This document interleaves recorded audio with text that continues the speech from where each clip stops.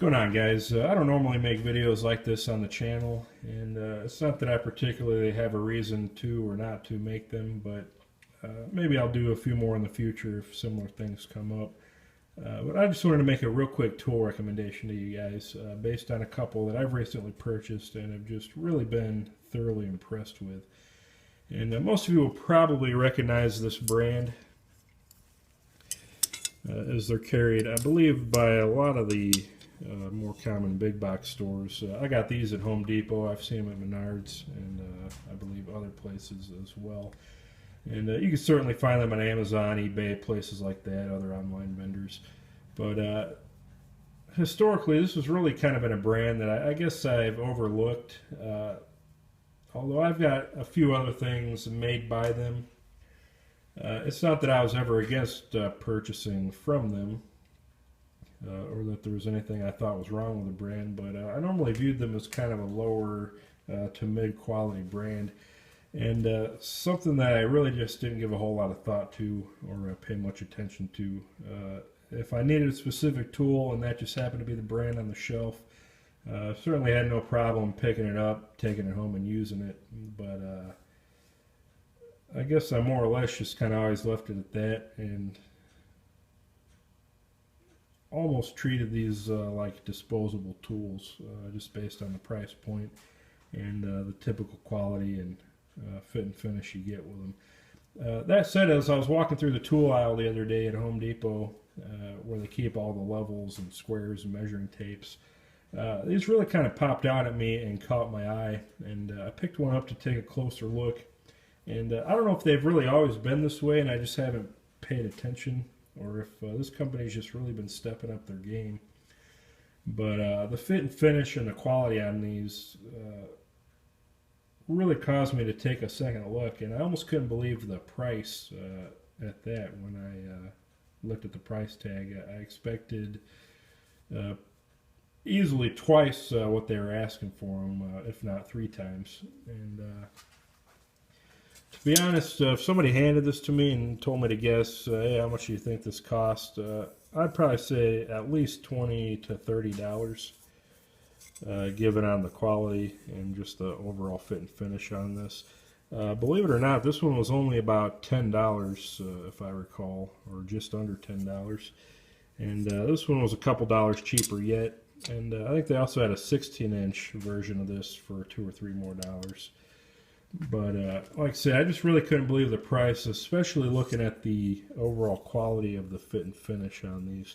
And I'll show you another brand that was maybe a couple dollars cheaper here in a moment, just for comparison. But again, they've really just stepped up their game as far as the fit and finish on these. You can see they put a real nice even chamfer or bevel on all the normally sharp corners. You still see some tool marks, obviously, but you know, they're pretty well ground down or deburred and polished down. And obviously, you could lap these even smoother if you really so desired. Although I don't think one would need to for the type of work you'd normally be doing with these. But even down to the brass thumb screw. Just really comfortable to use, really pleasing to look at. It's got a nice spirit level on it. The overall paint and coating looks good. Normally these are even just a little bit thinner and just lighter weight. You tell this has got a little bit of material behind it. And even the scribe here, you know, they got a little brass sleeve in there to hold it in place. A little split pin or roll pin. And then here on the scale, got a nice good etch on there, nice clean marks. 3 different graduations, 1/8, 1/16, another 16th, kind of going the opposite direction, and then 32nd, which is really nice.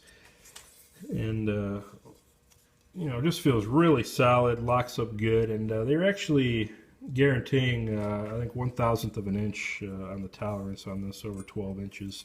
This one was even better at 0.5 of a thousandth.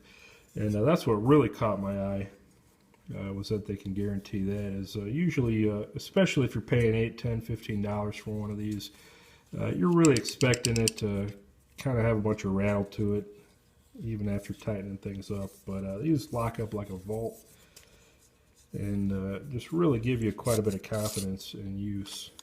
And I'll show you one more thing that I really like that I don't see a lot, is that they put a square keyway in here, and that little hook pin in there can't turn around or spin around on you. And anybody who's ever taken a ruler out of one of these combo brackets knows it's not always the easiest thing to get back in. You know, it kind of turns on you one way or the other, and you spend, you know, twice as much time trying to put it in as you took it out. With this, it just slides right back in as easily as it came out. Everything's nice and smooth, and as you could tell, overall, I'm just really impressed with these. And for the money, I really don't see how you're going to find anything better. And obviously, it's not going to be probably Starrett quality. I'm sure their tolerances are much higher. Fit and finish much nicer. But again, you're paying $80, $90, $100 for one of those. Whereas with this one, you know, $8, $10, you really almost could stand to throw them away if it came down to it. But that said, I think the fit and finish on these is so nice as is. You know, I'm actually going to try to take care of these and, you know, maybe keep them around for the rest of my existence, if not to hand them down. Now, there's a couple little things you can see here. Paint's kind of chipped off there. That's not a huge deal. You know, I might have done that. It might have come that way. But that's really about the only problem I can see with these. Now, just to give you a real quick comparison of one that was probably not a whole lot cheaper than this. You can see this one just looks like just not a lot of thought or care was put into it at all. It's a little bit thinner on the metal, real lightweight, chintzy feeling. Corners are a lot sharper, although not enough to cut you. They did do a decent job at deburring this. The scribe here doesn't press fit, it actually threads in, which, you know, isn't a huge deal, I guess, but it takes a little bit longer to get in and out. And the one thing I really don't like, as I've mentioned, is these round keeper pins. You know, they turn every which way. You try to get this back in here, and, you know, you kind of end up fighting it, especially with a spring in there. I just dropped that in the floor. But, you know, the ruler's not too bad. It's only got a couple graduations, 8th and 16th. But again, overall, I'm just really impressed, especially for the money, with what you get for these.